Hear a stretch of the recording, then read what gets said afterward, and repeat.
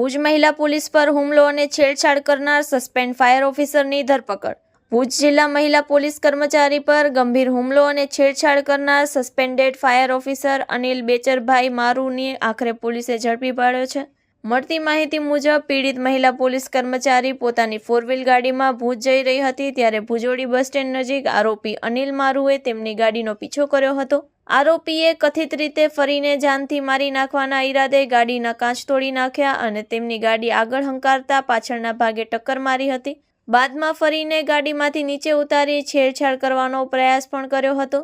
ઘટનાની ગંભીરતાને ધ્યાનમાં રાખીને પોલીસ ઇન્સ્પેક્ટર ડીએમ ઝાલાના માર્ગદર્શન હેઠળ ટીમે તાત્કાલિક તપાસ હાથ ધરી હતી. આરોપી અનિલ મારુ અમદાવાદ ખાતે છુપાયો હોવાની માહિતી મળતા માધાપર પોલીસ દ્વારા તેની ધોરણસર અટક કરવામાં આવી હતી. આરોપીને ભુજ કોર્ટમાં રજૂ કર્યા બાદ પાલારા જેલના હવાલે કરવામાં આવ્યો છે. Report by Kiran Gori, Bhuj.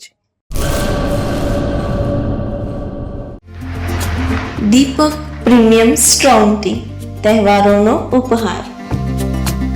1 KG ચાના પેક સાથે ભેટ મેળવો. ₹210ના વરમોરાના 6 કન્ટેનર તદ્દન ફ્રી. Customer care 9925142201 www.deepaktea.com